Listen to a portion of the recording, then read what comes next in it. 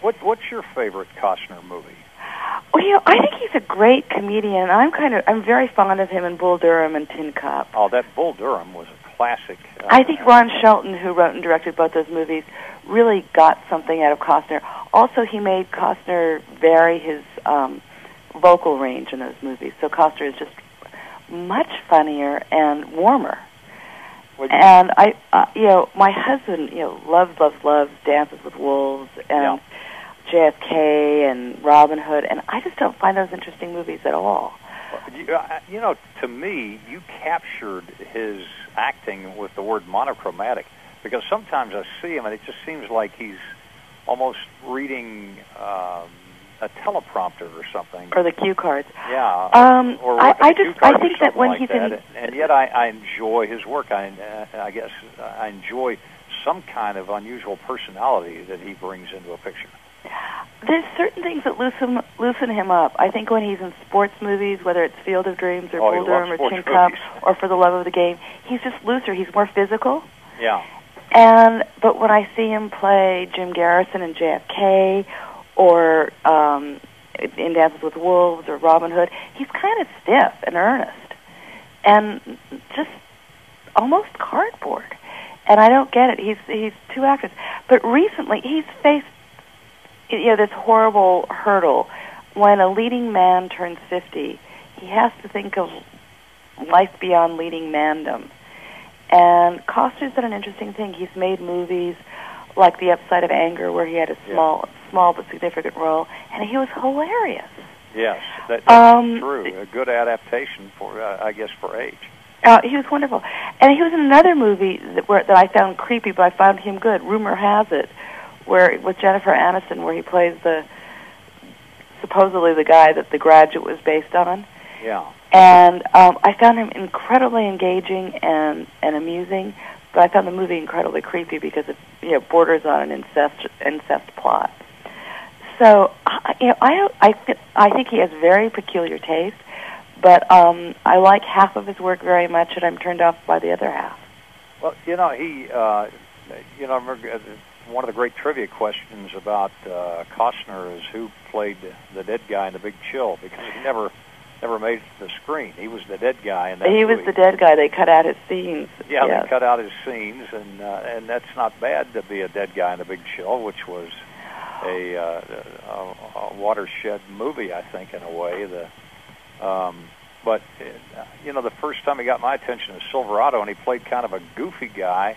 But it was a cowpoke who got into trouble for kissing the girl, as I remember, and he was totally charming and again very physical. I just remember he did a lot of gymnastics. The physical part is what got me, and that's when I became a fan. I mean, again, it's a very base guy kind of thing, and I liked him from then on. And it's kind of like when you see him in a movie, you say you want him to do well.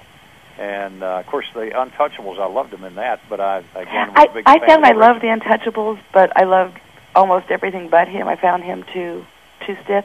He is drawn to movies where he plays these idealists, and I don't think he plays idealism as well as he plays complicated guys.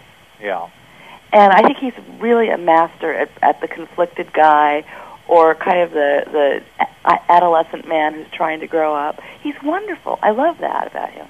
But he has almost a John Wayne quality to him, in that his lack of acting ability is made up by the roles that he takes in such as The Untouchables, which I love the movie, and he was outacted by everybody in it. And another one I love just because of the complexity of the script and everything was No Way Out. I love No Way Out. It's hilarious. That one, and the surprise ending and the whole 10 yards on that thing. Well, I can't actually, since we don't want to give away the ending. And if people haven't seen this movie, it's a remake of a movie called The Clock, I think, a Ray Milland movie. But it's hilarious and funny, and set in Washington in the 80s, and it's really sexy with him and Sean Young, and he's a naval officer, and it's very hot and wild. And Gene Hackman is terrific in it, as is the guy who plays his assistant, the Will Patton. Will Patton. Yeah. Oh, it's a great movie, and I liked it. I thought Costner was great. I think when he's he's firing on more than one piston, I love him. But when he thinks that, well, I'm Robin Hood and Robin Hood is Ernest, he's not very interesting. Yeah, his role in Robin Hood sort of reminded me, and you're too young to recall this, but Tony Curtis, I think it was Tony Curtis, or maybe it was early Paul. It might have been Paul Newman in the Silver Chalice or something like that. Well, both of them had roles like that. Accent. Beyond, yonder lies the castle of my father. Yeah, something like that. And I just think of him that way because, and again, I go back to the word you used, monochromatic, because this guy was he was the same in every movie, kind of like John Wayne in a lot of movies. I disagree about John Wayne too. I think there's some movies where he's just really wonderful. Well, I when think he's John playing Wayne a complex is person. the greatest man of all time. Pardon me?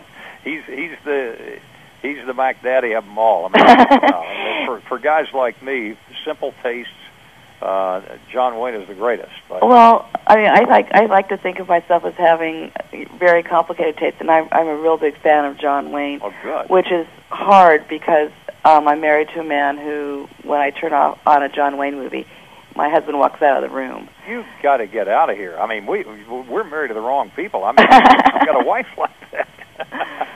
Well, I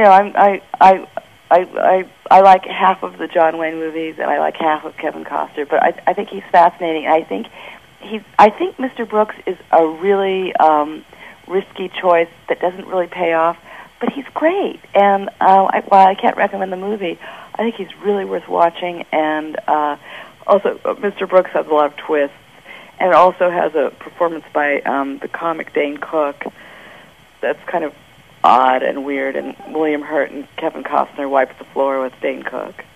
Well, Jack, thanks so much for having me, and let's talk Costner again. Oh, I'd love to, or anybody else for that matter. You are incredibly talented at talking about movies, which, well, you should be. It's my life.